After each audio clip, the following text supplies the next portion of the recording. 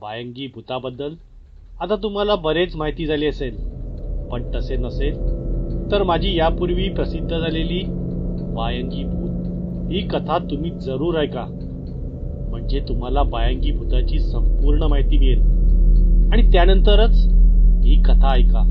आजची कथा एका सत्य घटनेवर आधारित आहे आणि ही कथा ज्यांनी पाठवली आहे त्यांच्या जवळच्या नातेवाईकांच्या बाबतीत ही घटना घडलेली आहे. त्यांना त्यांची खरी ओळख उघड करायची नाहीये, म्हणून त्यांच्या विनंतीवरून त्यांचे नाव मी तुम्हाला सांगत नाही. ही घटना कोकणातीलच एका छोट्या गावामध्ये जवळजवळ 17 वर्षांपूर्वी घडलेली आहे. पण ज्या गावामध्ये ही घटना घडली आहे त्या गावचे मात्र त्यांनी नाव सांगितले नाही. असो, त्या कोकणातीलच छोट्या गावामध्ये राजाराम नावाचा एक तरुण राहत होता. त्या गावातच त्याचे एक छोटे शेत होते. त्या शेतातच शेती करून तो कशीबशी आपली गुजराण करत असे. पण दरवर्षी त्याचे पीक काही ना काही कारणामुळे नष्ट व्हायचे. त्यामुळे राजाराम अतिशय वैतागला होता. आपण एवढे कष्ट करून सुद्धा आपल्याला यश का मिळत नाही, यामागची त्याला कारणच कळत नव्हते. बरे, तो एकटा असता तर गोष्ट वेगळी होती, पण त्याच्यावर त्याच्या वृद्ध आई वडिलांचीही जबाबदारी होती. आता तर त्यांना 2 वेळचे जेवणही मिळणे फार मुश्किल झाले होते. त्या गावचा एक श्रीमंत जमीनदार होता. त्याच्या बऱ्याच जमिनी गावामध्ये होत्या आणि त्या जमिनीतून त्याला भरपूर असे उत्पन्नही मिळत असे. हे बघून राजारामला जमीनदाराचा हेवा वाटायचा आणि त्याच्या मनात यायचे की आपणही त्या जमीनदारासारखे श्रीमंत व्हावे आणि आपले आयुष्यही ऐशा आरामात जगावे. त्याला त्याच्या गरिबीचा अतिशय कंटाळा आला होता. म्हणूनच तो झटपट श्रीमंत होण्याचा मार्ग शोधू लागला. त्याला बायंगी भूताबद्दल आधीपासूनच माहिती होते, कारण त्याच्या गावापासून थोड्या दूर अंतरावरती एक गाव होते आणि त्या गावामध्ये कोणीच माणसं राहत नव्हती. पण त्या गावामध्ये काही मांत्रिकांची मात्र वस्ती होती आणि त्यांच्याकडून त्याला या बायंगी भूताबद्दल कळले होते. त्याला माहिती होते की हे बायंगी भूत भाड्याने मिळते किंवा विकतही घेता येते. तसेच हे बायंगी भूत आपल्या घरात ठेवल्यानंतर हे बायंगी भूत आपल्या मालकाला भरभरून देते, आपल्या मालकाची भरभराट करते. पण या बायंगी भूताचा योग्यरित्या सांभाळ केला नाही, म्हणजे त्याच्या सर्व इच्छा व्यवस्थित पूर्ण केल्या नाही किंवा त्याला वेळेवर मुक्त केले नाही, तर ते आपल्याच मालकाला देशोधडीला लावते. तसेच त्याच्या सर्व कुटुंबाचा सर्वनाश करते. म्हणून तो मनात असून सुद्धा ते बायंगी भूत विकत घेण्याचा विचार करत नव्हता. पण म्हणतात ना, परिस्थिती माणसाला नको त्या गोष्टी करायला भाग पाडते आणि राजारामच्या बाबतीत झालेही तसेच. कारण यावर्षी त्यांच्या गावामध्ये अचानक दुष्काळ पडला. पाऊसच पडला नसल्यामुळे सर्वांची शेते सुकून गेली. त्यामुळे आता राजारामकडे एका वेळेचे पोट भरण्या इतकेही धान्य राहिले नव्हते. त्यामुळे अर्थातच त्याची आणि त्याच्या आई वडिलांचीही उपासमार होऊ लागली. असे बरेच दिवस गेले आणि शेवटी मग राजारामचा नाईलाज झाला आणि अखेर त्याने तो निर्णय घेतलाच.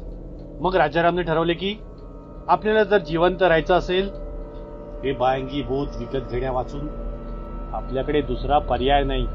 पण त्याला हे बायंगी भूत विकत घेण्यासाठी बरीच मोठी किंमत मोजावी लागणार होती आणि तेवढे पैसे आता त्याच्याकडे नव्हते. आणि जिथे एका वेळच्या अन्नाची मारामार आहे तिथे एवढे पैसे आणणार कुठून? त्याने एक निर्णय घेतला. त्याने त्याच्या जमिनीचा काही भाग त्या गावातल्या जमीनदाराला विकून टाकला आणि त्याच्या बदल्यात त्याने पैसे घेतले आणि त्या पैशाने त्याने ते बायंगी भूत विकत घेण्याचे ठरवले. पण त्याला वाटते तेवढे बायंगी भूत विकत घेणे सोपे नव्हते, कारण बायंगी भूत पकडण्याची विद्या अवगत असणारे फार थोडेच मांत्रिक असतात आणि ज्यांना भरपूर अशा सिद्धी प्राप्त झालेल्या असतात तेच एका साध्या भूताला पकडून त्या भूताचे बायंगी भूतामध्ये रूपांतर करू शकतात. हे मात्र त्याला माहिती नव्हते. त्यामुळे तो अनेक मांत्रिकांकडे तसेच साधूंकडे फिरला, पण त्यातील बहुतेक ढोंगी होते आणि म्हणूनच त्या ढोंगी मांत्रिकांनी त्याला फसवून त्याच्याकडून बरेच पैसे उकळले. पण ते मांत्रिक ढोंगी आहेत हे त्याला फार उशिरा कळले. आता त्याच्याकडे फार थोडेच पैसे शिल्लक राहिले होते. त्यामुळे हे बायंगी भूत खरे असते की नाही ही लोकांनीच पसरवली एक अफवा आहे असे आता त्याला वाटू लागले होते. आता मात्र त्याने शेवटचा प्रयत्न म्हणून तो त्याच्या मित्राच्या सांगण्यावरून त्याच्या गावापासून दूरवर असलेल्या एका गावामध्ये आला होता. त्या गावातील मांत्रिकाला भरपूर अशा सिद्धी प्राप्त आहेत असे त्याने बऱ्याच लोकांकडून ऐकले होते. म्हणूनच शेवटचा प्रयत्न म्हणून राजाराम त्या गावामध्ये आला होता. त्यानंतर तो त्या मांत्रिकाला भेटला. मांत्रिकालाही त्याची परिस्थिती बघून त्याची दया आली आणि त्यानेही त्याला मदत करायचे ठरवले.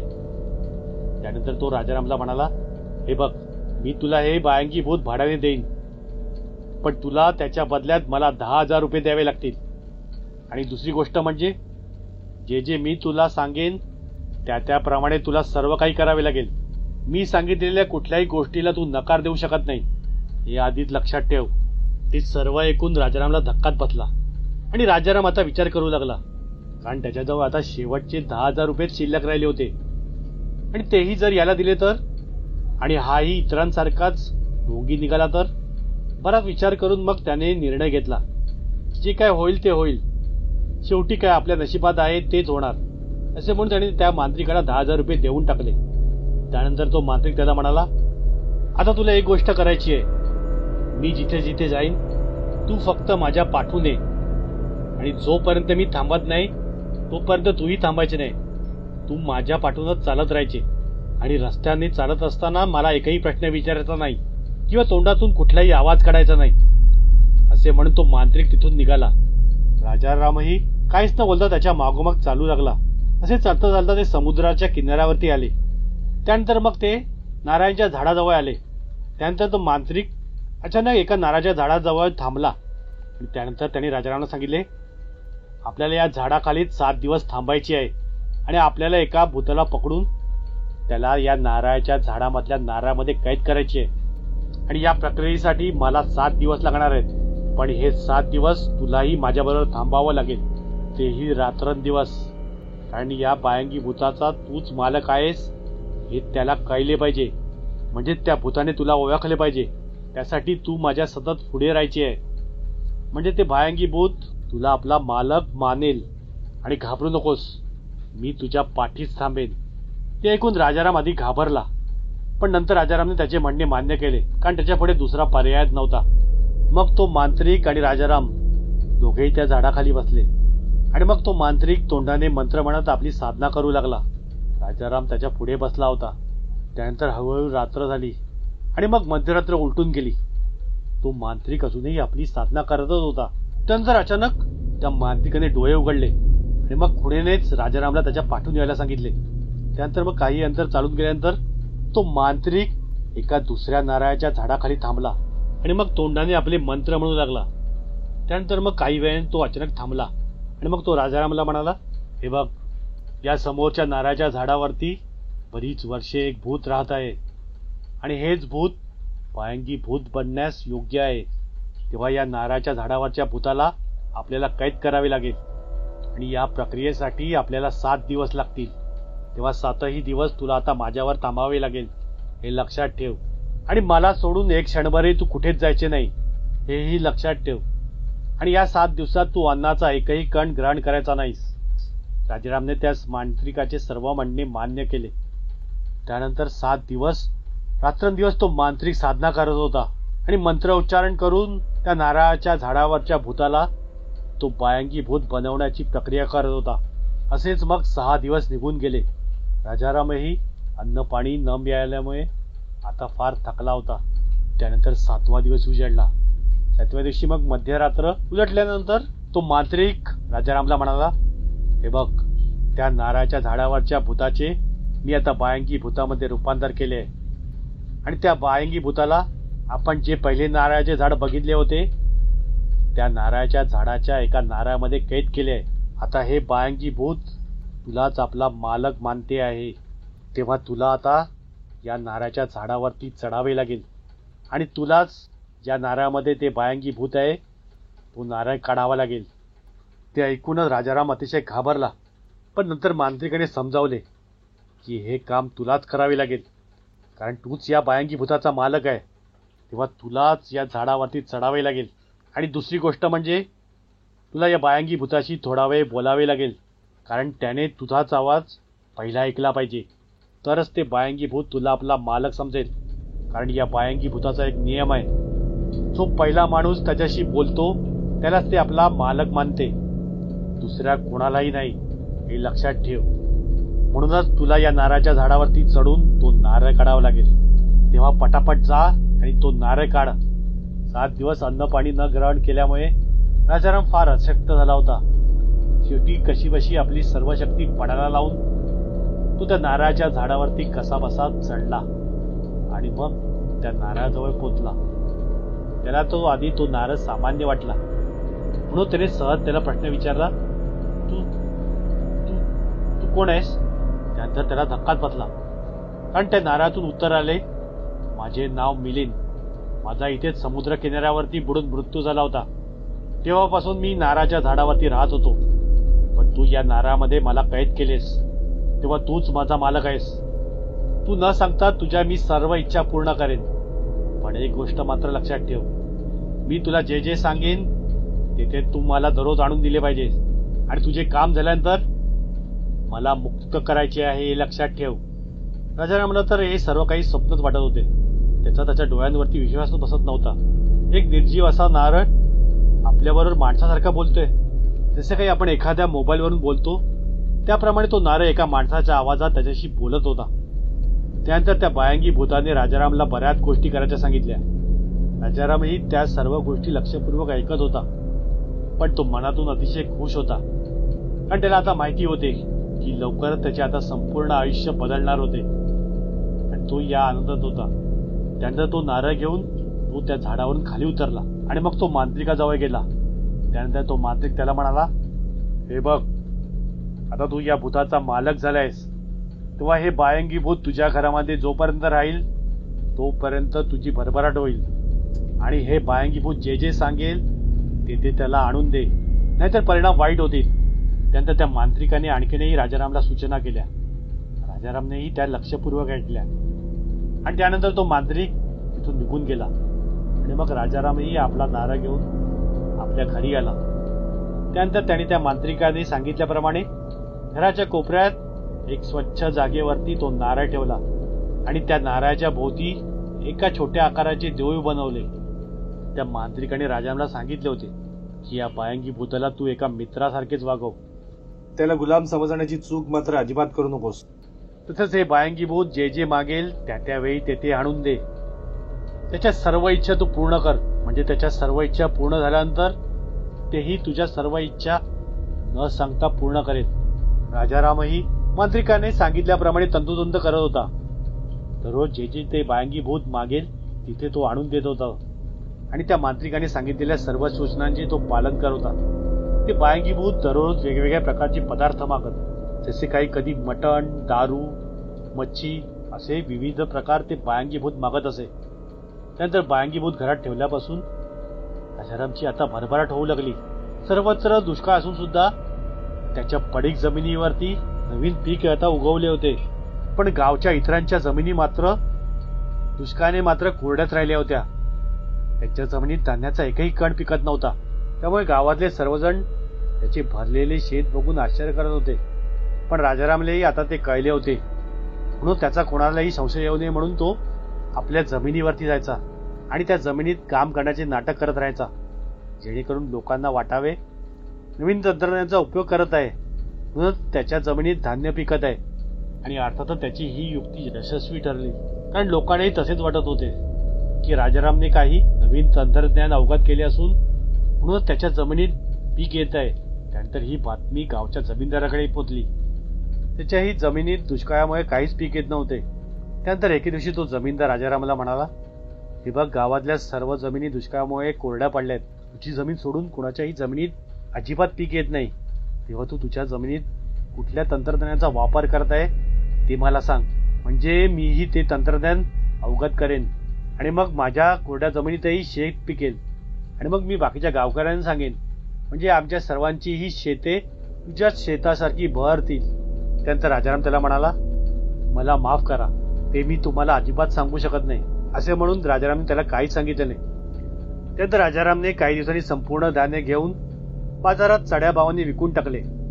अर्थातच सर्वत्र दुष्काळ असल्यामुळे बाजारात अजिबात धान्य नव्हते आणि त्यात राजारामकडे भरपूर धान्य असल्यामुळे आता मोठमोठे दुकानदारही त्याच्याकडूनच तो सांगेल त्या भावाने धान्य खरेदी करत होते. त्यामुळेच राजाराम हळूहळू श्रीमंत होत चालला होता. आता तो जे पीक लावायचा त्याचे दुप्पट व्हायचे. आणि मग ते धान्य दुप्पट भावाने विकून तो भरपूर पैसा मिळवायचा. असे बराच वेळा झाले. त्यानंतर एके दिवशी त्या गावामध्ये चांगला पाऊस झाला. त्यामुळे अर्थातच सर्वांच्या शेतात चांगले धान्य उभे राहिले. त्यामुळे सर्व गावकरी अतिशय खुश होते की आपण आता भरपूर असे धान्य विकून आपल्याला भरपूर असा मोबदला मिळेल. पण झाले उलटेच. ज्या गावकऱ्यांच्या जमिनी राजारामच्या जमिनीच्या बाजूला होत्या किंवा ज्या नातेवाईकांच्या जमिनी राजारामच्या जमिनीच्या बाजूला होत्या, त्या सर्वांच्या जमिनीतले सर्व शेत अचानक कुठल्या ना कुठल्या कारणामुळे नष्ट झाले आणि त्या सर्वांचे प्रचंड नुकसान झाले. फक्त एकट्या राजारामचे शेत मात्र नष्ट झाले नव्हते. याचे सर्व गावकऱ्यांनाही आश्चर्य वाटत होते. पण त्यामुळे अर्थातच राजारामकडे भरपूर असे धान्य जमा झाले होते आणि ते धान्यही अतिशय उच्च दर्जाचे होते. त्यामुळे अर्थातच राजारामला ते धान्य विकून भरपूर असा मोबदला मिळाला आणि आता राजारामकडे भरपूर असे पैसे जमा झाले होते. आता ज्या ज्या जमिनी राजारामच्या जमिनीच्या बाजूला होत्या, तसेच राजारामच्या नातेवाईकांच्याही जमिनी त्याच्या जमिनीच्या बाजूला होत्या, त्या सर्वांच्या जमिनीत काहीच पिकायचे नाही आणि पिकलेच तर काही ना काही कारणामुळे नष्टच व्हायचे. पण हे गावातल्या सर्व जमिनीबाबत घडत होते असे मात्र नाही. ज्या जमिनी राजारामच्या जमिनीच्या बाजूला होत्या त्यांच्याच बाबतीत हे सर्व काही घडत होते. ज्यांच्या ज्यांच्या जमिनी राजारामच्या आजूबाजूला होत्या फक्त त्यांच्या जमिनीतच धान्य पिकत नव्हते आणि ज्यांच्या जमिनी राजारामच्या जमिनीच्या आजूबाजूला नव्हत्या त्यांच्या जमिनीत मात्र भरघोस धान्य पिकत होते. याची आता सर्वांनाच आश्चर्य वाटत होते आणि यामागचे कारणही त्यांना कळत नव्हते. शेवटी मग ज्यांच्या जमिनीत काहीच पिकत नव्हते त्या सर्वांनीच आपल्या जमिनी राजारामला विकून टाकल्या. अर्थातच त्यामुळे राजारामला फार मोठा फायदा झाला आणि मग त्याने त्याही जमिनीत शेती करायला सुरुवात केली. आणि आश्चर्य म्हणजे ज्यांनी त्या जमिनी पडीक म्हणून त्याला विकल्या होत्या त्या जमिनीतही भरघोस असे धान्य त्याला मिळू लागले. त्यामुळे ज्यांनी ज्यांनी त्याला जमिनी विकल्या होत्या त्यांनाही ते बघून धक्काच बसला. त्यांना कळत नव्हतं की ज्या जमिनीत आम्ही काहीच पिकू शकलो नाही त्या जमिनीत राजारामला भरघोस पीक कसे काय मिळते. राजारामच्या हातात अशी कोणती जादू आहे, तो ज्या जमिनीत धान्य पेरतो त्या जमिनी वर्षानुवर्ष पडीक असल्या तरी त्या जमिनीतून धान्य येऊ लागते. त्यांनी यामागचे कारणही शोधण्याचा बराच प्रयत्न केला पण त्यांच्या हाती काहीच लागले नाही. कारण त्या गावातल्या लोकांना हे माहिती नव्हते की ही काही राजारामच्या हाताची जादू नाहीये, तर हे सर्व काही त्याच्या घरात असलेले ते बायांगी भूत घडवून आणत आहे. आता राजाराम त्याच्या गावातील एक प्रसिद्ध आणि श्रीमंत व्यक्ती बनला होता. राजारामच्या आईवडिलांनाही आपल्या मुलाचे फार कौतुक वाटत होते. त्यांना असे वाटत होते की आपल्या मुलाने हे सर्व काही फार कष्ट करून मिळवले आहे. पण त्यामागचे खरे कारण मात्र राजारामच्या आईवडिलांना माहिती नव्हते. कारण राजारामने त्या बायांगी भूताबद्दल त्यांनाही काहीच सांगितले नव्हते. अनेक श्रीमंत स्थळे त्याला चालून येत होती. अशाच एका श्रीमंत आणि सुंदर मुलीशी त्याचे लग्नही झाले. पण लग्न झाल्यानंतर मात्र त्यांनी आपल्या बायकोपासून काहीच लपून ठेवले नाही. त्यांनी आपल्या बायकोला सर्व काही सांगितले की आज मी जो श्रीमंत आहे तो एका बायांगी भूतामुळे, असे म्हणून त्याने तिला त्यांच्या घरातील तो नारळ दाखवला. पण राजारामच्या बायकोला मात्र त्याच्या बोलण्यावरती अजिबात विश्वास बसला नाही. पण जाऊ दे ना, त्यांचा विश्वास असेल तर राहू दे. घरात उगाच भांडणं कशाला, कुठनंही येऊ दे ना, पण घरात पैसा येतोय ना बस झालं. त्यांना काय म्हणायचे ते म्हणू दे असा विचार करून तिने त्याचे बोलणे मनावर घेतले नाही आणि त्याबद्दल विचार करण्याचेही सोडून दिले. आता ते बायांगी भूत घरात ठेवून राजारामला 1.5 वर्ष झाले होते. या 1.5 वर्षात राजारामने बराच पैसा कमावला होता. आता त्याच्याकडे पैशाची कमतरता नव्हती. असे सर्व काही राजारामच्या आयुष्यात चांगले चालले असताना अचानक त्याची आई सतत आजारी पडू लागली. राजारामच्या आईला कुठला तरी दुर्धर असा आजार झाला. राजारामने तिला अनेक नामांकित डॉक्टरांना दाखवले पण डॉक्टरांनाही ज्या रोगाचे निदान करता येत नव्हते. अखेर मग काही दिवसातच तिचा मृत्यू झाला. तिच्या मृत्यूचे कारणही डॉक्टरांना कळले नाही. आणि एवढेच नव्हे तर त्याच्या आईच्या मृत्यूनंतर अवघ्या 2 वर्षांनीच त्याच्या वडिलांचाही आकस्मिकरित्या मृत्यू झाला. आणि आश्चर्य म्हणजे त्यांच्याही मृत्यूचे कारण डॉक्टरांना कळले नाही. या जरी राजारामच्या आयुष्यात वाईट गोष्टी घडल्या असल्या तरी एक गोष्ट मात्र त्याच्या आयुष्यात चांगली घडत होती. ती म्हणजे त्याच्या घरात पैसा थांबण्याचे मात्र नावच घेत नव्हता. राजाराम आता खोऱ्याने पैसा कमवत होता. त्याच्याकडे एवढे पैसे आले होते की त्याच्या घरात पैसे ठेवायला जागाच पुरत नव्हती, म्हणून त्याने गावामध्ये एक मोठा वाडा बांधला आणि तो आपल्या बायकोसह त्या वाड्यामध्ये राहू लागला. दुष्काळ असो वा नसो, राजारामच्या शेतात भरपूर असे धान्य पिकायचे आणि ते धान्य तो बाजारात चढ्या भावाने विकायचा आणि भरपूर असा पैसा कमवायचा. अशा प्रकारे राजारामची भरभराट होत होती. या उलट त्याच्या जमिनीच्या बाजूला ज्यांच्या ज्यांच्या जमिनी होत्या ते सर्वजण अचानक कुठल्या ना कोणत्या कारणामुळे आजारी पडत होते आणि त्यानंतर अवघ्या काही दिवसातच त्या सर्वांचाही मृत्यू होत होता. असे बऱ्याच लोकांच्या बाबतीत झाले. आता ज्यांच्या जमिनी राजारामच्या जमिनीच्या आजूबाजूला होत्या, म्हणजे त्याच्या शेजाऱ्यांच्या किंवा त्याच्या नातेवाईकांच्याही, त्या सर्वांचाच मृत्यू होऊन त्यांचा निर्वंश झाला होता. अगदी त्यांच्या घरातील लहान मुलेही आकस्मिकरित्या मृत्यू पावली आणि त्यांचा निर्वंश झाला. राजाराम आपल्या श्रीमंतीच्या नादात मांत्रिकांनी ज्या गोष्टी सांगितल्या होत्या त्या गोष्टीही आता तो विसरला होता. त्यानंतर 2 वर्षांनी राजारामला एक मुलगा झाला. त्याला खूप आनंद झाला, पण नंतर त्याला कळले की तो मुलगा मतिमंद होता. त्यानंतर आणखीन काही वर्ष गेली. राजारामला आणखीन एक मुलगा झाला, पण तोही मुलगा मतिमंद निघाला. आता दोन्ही मुले मतिमंद झाल्यामुळे राजाराम फार दुःखी झाला.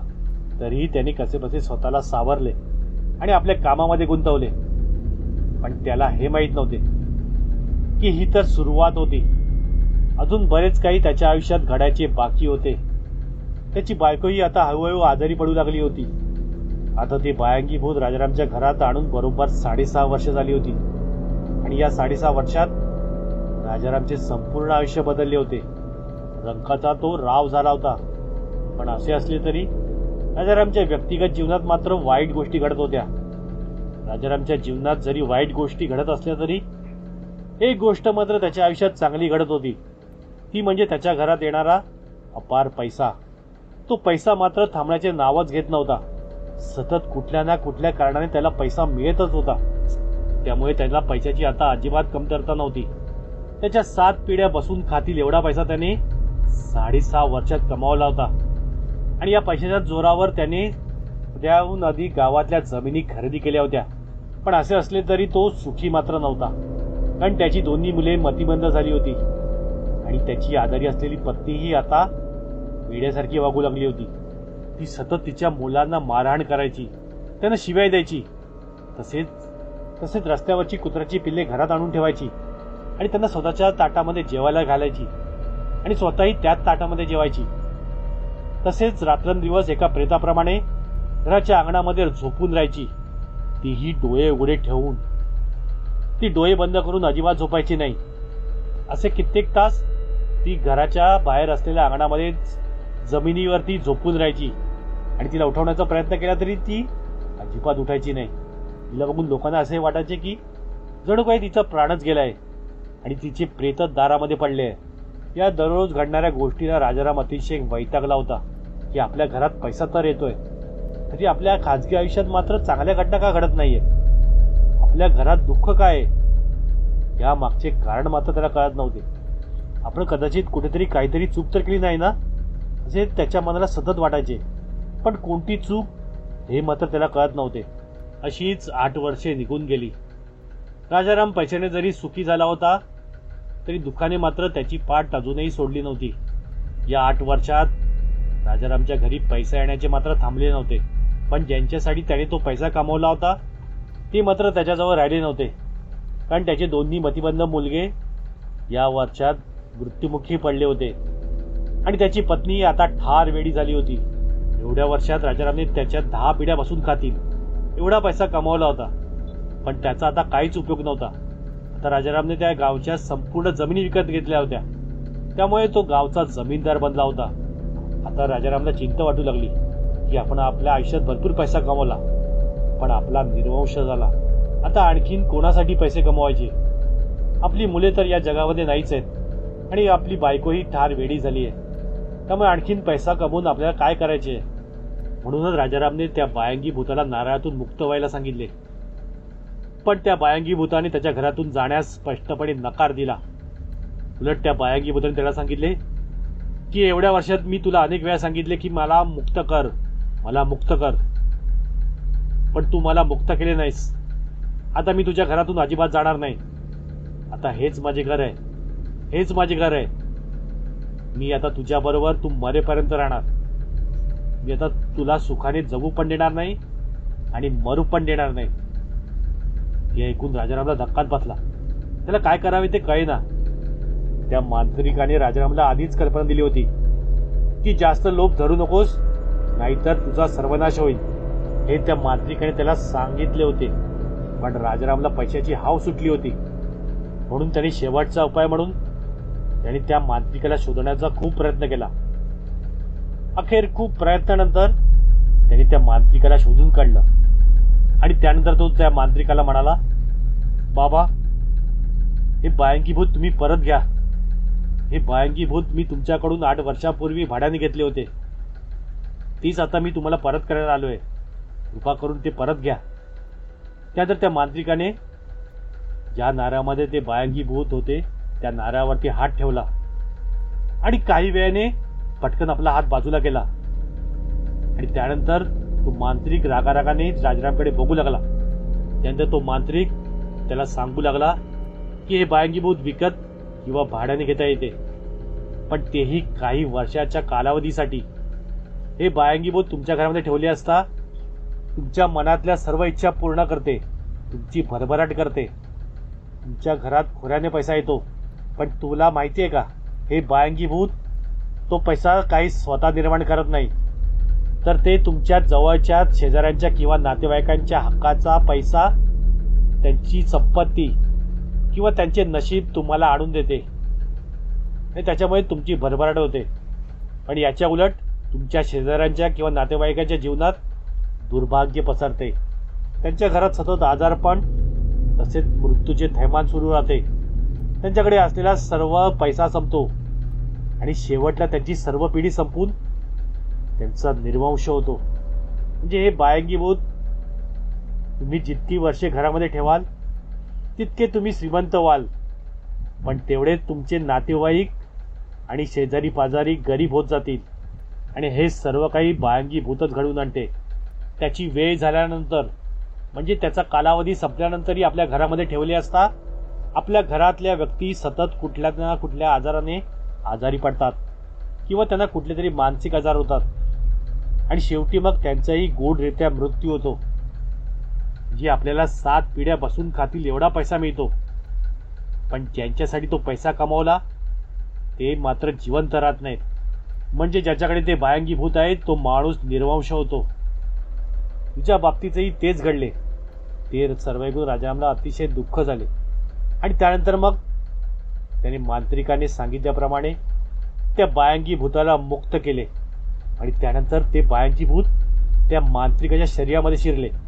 आणि मग ते राजारामशी बोलू लागले, तुझ्या आईवडिलांचा जो तडफडत मृत्यू झाला ना, तोही माझ्यामुळेच. मीच त्यांना दुर्धर असा आजार दिला होता आणि त्याच्यामुळे ते मृत्युमुखी पडले होते. तसेच मी तुझ्या दोन्ही मुलांना मतिमंद केले होते आणि शेवटी मीच त्यांना ठार मारले. आज तुझी जी पत्नी ठार वेडी झाली आहे ना, तीही माझ्यामुळेच. मीच तिला ठार वेडी केली. तुझ्या कुटुंबाच्या बाबतीत सर्व काही वाईट गोष्टी मीच घडवून आणल्या. पण एवढेच नव्हे, तर तुझ्या कुटुंबाबरोबर तुझ्या जवळपास राहणाऱ्या शेजाऱ्यांचा तसेच तुझ्या जवळ राहणाऱ्या सर्व नातेवाईकांचाही मृत्यू मीच घडवून आणला. तसेच त्यांचा सर्व पिढ्यांचाही मीच नाश केला आणि त्या सर्वांना निर्वंश केले. तुझ्या पडीक जमिनीत शेत पिकत होते ते मीच पिकवत होतो आणि तुझ्या घरात पैसा येत होता तोही माझ्यामुळेच. आणि तुझा निर्वंश केला तोही मीच. आणि ह्या सर्वाला तूच कारणीभूत आहेस. कारण त्या मांत्रिकाने आणि मीही तुला सांगितले होते की तू 7 वर्ष झाल्यानंतर मला मुक्त करायची आहे आणि फक्त 7 वर्षेच तू माझा मालक आहे. मी तुला वारंवार याची आठवण केली आणि मुक्त करायला सांगितले, पण तरीही तू तुझ्या लोभापायी मला मुक्त केले नाहीस. कारण तुला पैशाची हाव सुटली होती आणि याचे परिणाम तुला आता भोगावे लागले. आता मी तुला सुखाने जगूही देणार नाही आणि तुला मरूही देणार नाही. आता भोग आपल्या कर्माची फळ. असे म्हणून ते बायंगी भूत मांत्रिकाच्या शरीरातून निघून गेले. ते सर्व ऐकून राजारामला आणखीनच दुःख झाले आणि तो जोर जोरात रडू लागला.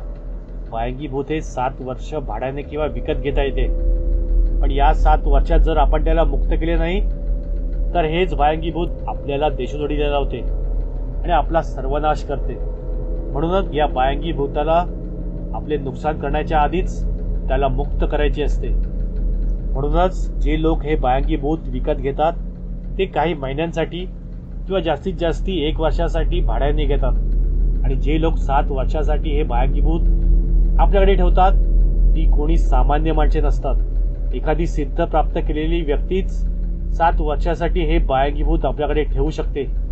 पण नेमके हेच राजारामने केले नव्हते, कारण त्याला पैशाची हाव सुटली होती आणि म्हणूनच त्या भयंगी भूताने राजारामचा सर्वनाश केला होता. राजारामने त्या भयंगी भूताला आता मुक्त केले होते, पण आता खूप उशीर झाला होता, कारण त्याची दोन्ही मुले त्याने गमावली तर होतीच, पण त्याची बायकोही आता असून नसल्यासारखी होती. म्हणजे तीही आता ठार वेडी झाली होती. पण त्या भयंगी भूताला मुक्त केल्यानंतर मात्र राजारामची अवस्था आणखीनच बिकट झाली, कारण जे जे त्या भयंगी भूताने दिले होते ते सर्वस्व आता त्याने गमावले. ज्या जमिनी त्याने विकत घेतल्या होत्या आणि ज्या जमिनीत तो धान्य पिकत होता त्या सर्व जमिनी अचानक पूर्णपणे पडीक झाल्या. त्या सर्व जमिनीवरती धान्याचा एकही कण उगवत नव्हता. आता दुष्काळ पडल्यानंतर राजारामचेही शेत नष्ट व्हायचे, धान्याचा एकही कण उगवायचा नाही. तसेच ज्यांना ज्यांना त्याने उधारीवर पैसे दिले होते तेही त्याला ते पैसे त्याला नकार देत होते. तसेच त्याच्याजवळचे पैसे अचानक कुठल्या ना कुठल्या कारणामुळे आता नष्ट झाले होते. त्याच्याजवळ आता त्याची जमीनच तेवढी उरली होती, पण तिचाही काही उपयोग नव्हता, कारण तीही आता पडीक झाली होती. एवढ्या मोठ्या वाड्यात आता राजाराम एकटाच उरला होता. आता त्याच्याकडे खायला अन्नही उरले नव्हते. गावचे लोकही त्याला आता काहीच मदत करत नव्हते. त्यामुळे अर्थातच त्याची उपासमार होऊ लागली. त्याला त्या वाड्यामध्ये त्याच्या आई वडिलांची तसेच त्याच्या मेलेल्या मुलांची पिशाची त्याला दिसायची आणि दररोज तो झोपला असेल तर त्याची मान दाबून त्याला उठवायची आणि त्याला सांगायची की तूच आमच्या मरणाला जबाबदार आहेस, तूच आमच्या मरणाला जबाबदार आहेस, तुझ्यामुळेच आमची ही अवस्था झाली आहे आणि तुझ्यामुळेच आम्ही पिशाचे होऊन भटकत आहोत. म्हणूनच आम्ही तुला आता सुखाने जगू देणार नाही आणि मरूही देणार नाही. ती पिशाचे त्याला दररोज त्रास देत असत. राजारामची मानसिक स्थिती आता ढासळायला लागली होती. नाहीतर तोही आता त्याच्या बायकोसारखाच फार वेडा झाला. त्याच्या गावच्या लोकांना वाटले की त्याच्याकडे भरपूर पैसा असल्यामुळे त्याची ही अवस्था झाली, पण खरे कारण राजारामलाच माहिती होते. ते गावच्या लोकांना माहिती नव्हते. नंतर गावच्या लोकांनी राजारामचे होते नव्हते ते सर्व काही लुटून नेले आणि मग राजाराम भिकारी झाला आणि मग तोही आपल्या बायकोसारखाच रस्त्यावरती भटकू लागला. आजही तो आणि त्याची बायको त्यांच्या गावाच्या रस्त्यावरती भटकत असतात आणि भीक मागत असतात. म्हणूनच माझे तुम्हाला सांगणे आहे की भयंगी भूत भाड्याने किंवा विकत घेण्याच्या आधी 10दा विचार करा, कारण भयंगी भूत म्हणजे ही कुठली चांगली किंवा देवी शक्ती तुम्ही तुमच्या घरात आणत नाही आहात. एका वाईट शक्तीला तुम्ही तिच्या इच्छेविरुद्ध पकडून आणून तुमच्या घरात ठेवतात आणि त्याच्याकडून कामं करून घेतात, हे लक्षात ठेवा. त्यामुळे हे भयंगी भूत घरात ठेवणे अत्यंत धोक्याचे मानले जाते. हे भयंगी भूत जरी आपल्या सर्व इच्छा पूर्ण करत असले तरी तुम्हालाही त्याच्या सर्व इच्छा पूर्ण कराव्या लागतात, हेही लक्षात ठेवा. एखादी छोटीशी चूक पण तुम्हाला महागात पडू शकते. तसेच एका वर्षापेक्षा जास्त काळ एखादा सिद्ध मांत्रिकच हे भयंगी भूत आपल्या शक्तीने आपल्याकडे ठेवू शकतो. सामान्य माणसे एकापेक्षा जास्त काळ हे भयंगी भूत आपल्याकडे अजिबात ठेवत नाहीत. तसंच या भयंगी भूताचा काळ संपल्यानंतर त्यांना लगेचच मुक्त करायचे असते आणि त्या काळानंतर मी त्याला मुक्त केले नाही तर मात्र हे भयंगी भूत तुमचे तर सर्व आयुष्य बर्बाद करतेच, पण तुमच्याबरोबर तुमच्या कुटुंबातील सदस्यांनाही सोडत नाही. त्या सर्वांना ठार मारून ते तुमच्या कुटुंबाचा नाश करते. म्हणूनच ज्यांच्याकडून हे भयंगी भूत विकत घेतात ते मांत्रिक तुम्हाला सांगतात की त्या ठराविक काळानंतर तुम्ही त्याला मुक्त करा. त्याच्यापेक्षा जास्त काळ तुम्ही त्याला आपल्याजवळ ठेवू नका. आजच्या काळात हे भयंगी भूत आपल्याजवळ आहे असे सांगणारे बरेच मांत्रिक आहेत, पण त्यातील 1% लोकांनाच या भयंगी भूत पकडण्याची सिद्धी अवगत असते आणि असे लोक सहजासहजी जगासमोर कधीच येत नाहीत. एका गुप्त ठिकाणी राहत असतात आणि त्यांचे ठिकाण फक्त काही लोकांनाच माहिती असते. म्हणूनच बहुतेक लोक या भोंदू मांत्रिकांच्या नादी लागून आपले सर्व पैसे गमावून बसतात. कोकणातीलच काही मांत्रिकांकडे, तेही ज्यांना सर्व सिद्धी प्राप्त आहेत, अशांना बायंगी भूताला पकडण्याची सिद्धी अवगत असते.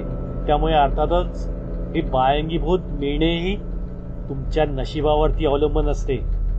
जे लोक हे भूत विकत घेतात ते त्यांना दिलेल्या सूचनाचे अजिबात पालन करत नाहीत किंवा त्या बायंगी भूताच्या सर्व इच्छा पूर्ण करण्यास अपुरे पडतात. कारण या बायंगी भूताच्या इच्छाही विचित्र आणि भयानक असतात. ते कोणत्यावेळी तुम्हाला काहीही मागू शकते, लक्षात ठेवा.